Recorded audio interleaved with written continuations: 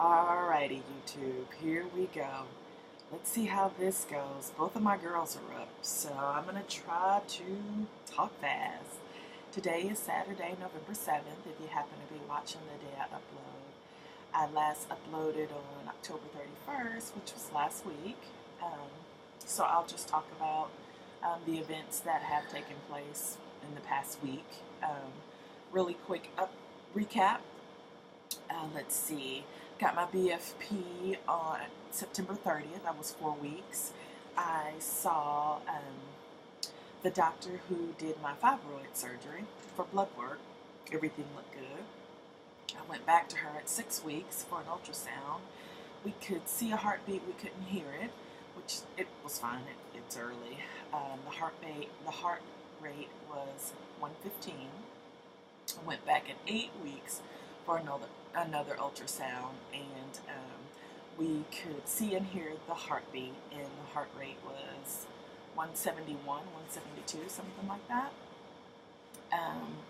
So finally, this week, I did call my OBGYN because I haven't called her yet, and I'll go in on Monday.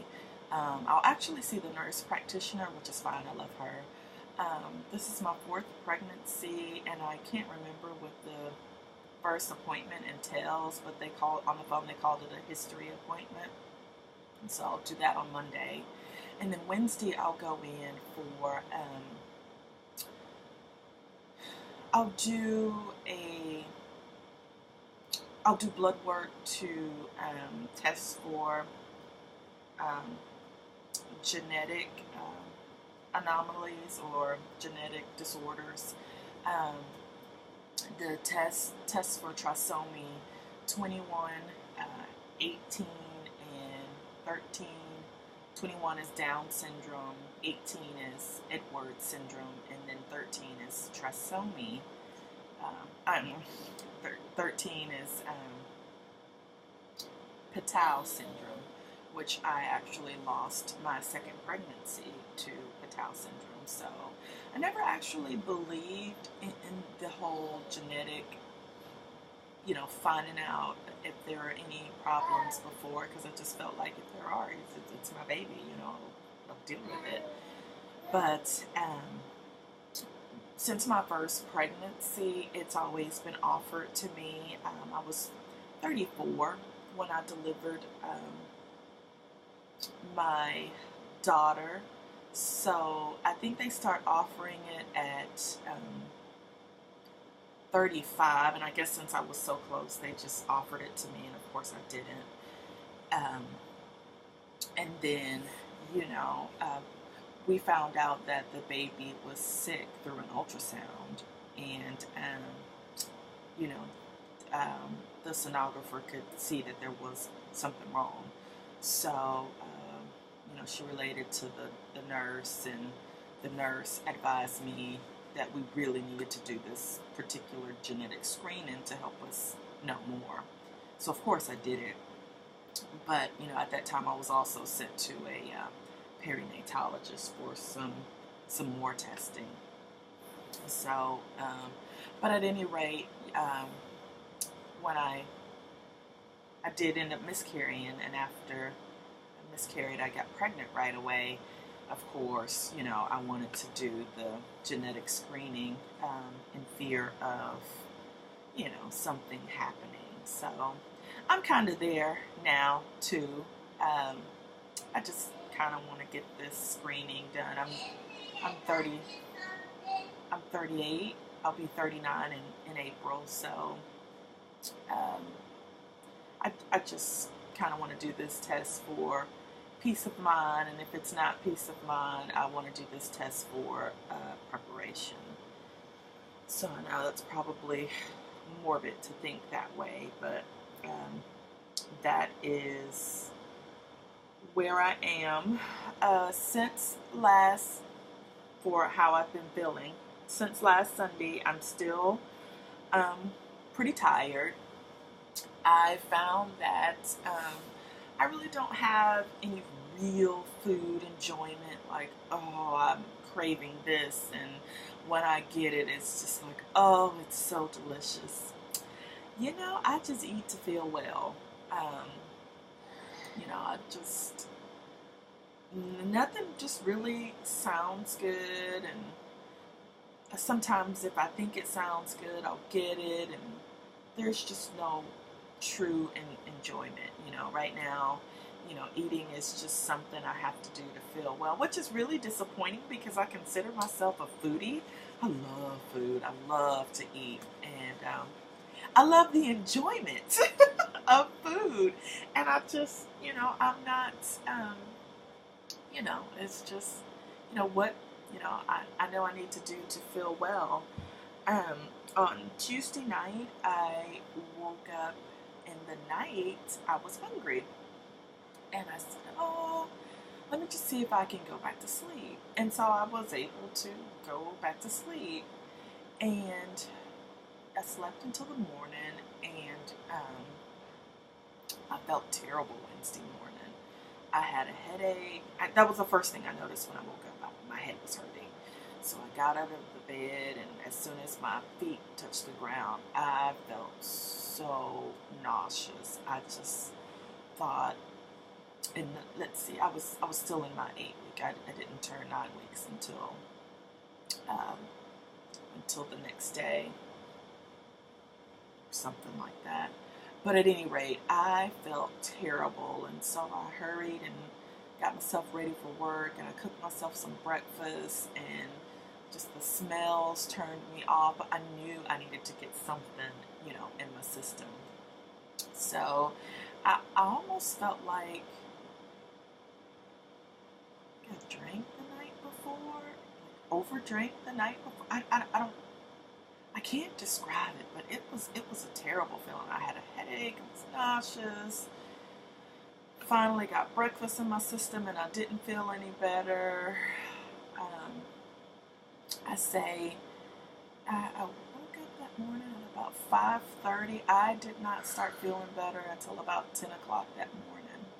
So at any rate, that was my lesson to, you know, if I wake up in the night and I'm hungry, have a cracker, have something, but don't just, you know, go back to sleep, because hunger is what I've noticed is the best way to make myself feel ill or not feel well. I just always have to make sure I have a meal or a snack or something. And then yesterday I noticed that I don't have breast pain or breast tenderness. My nipples are very uncomfortable, you know, to the touch. If the girls rub up against me, or even at night, you know, when I'm asleep, I just kind of notice nipple tenderness. But I can deal with it. You know, this is the first pregnancy where I just really didn't have severe breast pain. So, I can live with this. Already mentioned that Monday I'll see my nurse practitioner, and that Wednesday I'll go in for blood work for genetic screening. Also,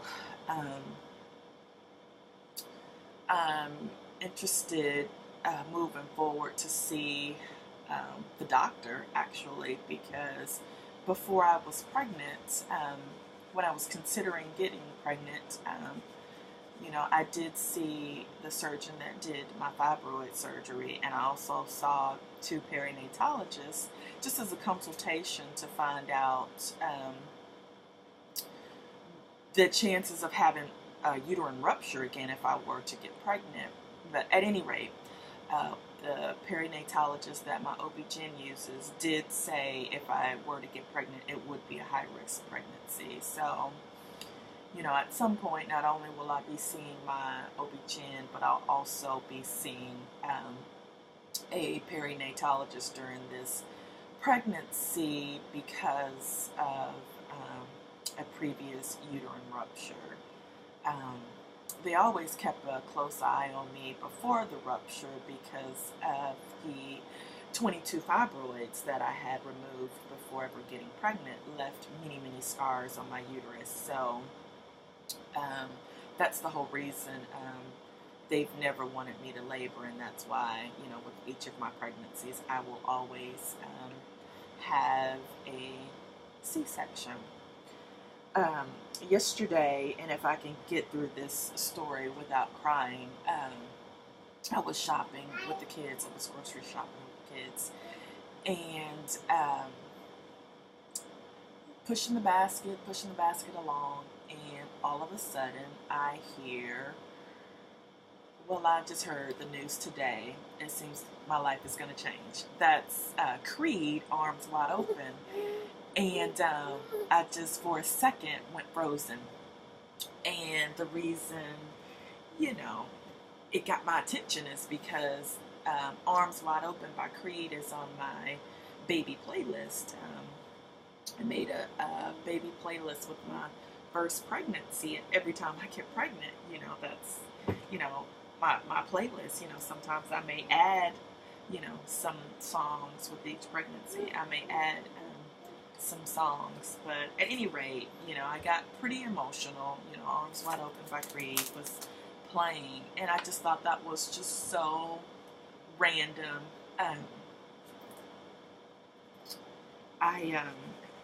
It just, for me, was confirmation. No matter what the outcome is, I just felt like I'm doing what I'm supposed to be doing, and I'm where I'm supposed to be. Because of course, before I found out I was pregnant, we decided to wait to try. We decided to wait until my baby turned, this baby turns 2 years old, which would give my rupture more time to heal. So that just, made me a little emotional. Like I said, that song came out in 2000. It's 15 years old. Now when you go into the stores, it's on, pop or whatever the latest and newest is. So I don't know, just to hear that song playing, just made me feel like, okay, God, I hear you, so that was reassuring, and I'm just gonna try my best to be prayerful throughout this pregnancy that, everything's gonna go fine, and also just know that whatever happens, God is in control, and everything happens for a reason. Even with my previous loss, I just tried to take that experience and just say, what am I supposed to do with this? How can I help or bless someone else that, is going through this, or has been through this and just has never talked about it. So, okay, I'm getting on to a long video. So let's go ahead and do the famous belly shot. This belly is ridiculous, guys. I've seen my friend at work kind of eyeballing me, so I've been wearing some different clothes to work. I'm still wearing my scrubs, but just some different ones, some that I haven't worn in a while. And I wonder if she's starting to notice a little something. Let me hurry because the kids still need to have their breakfast. Here's my belly from the front, and like I said, today I'm 9 weeks and 3 days. Here's my belly from the front. That's my belly from the side. And guys, Saturday I said that I thought it was bloat. Oh, it's too dark. I can only stand this way. So this is my belly from the side. This is a 9-week, 3-day belly. It's ridiculous, guys. Stay tuned. I will come back and update you a little more after I've had my appointment next week. All right. Sticky dust to everybody, and I'll see you next time. Bye.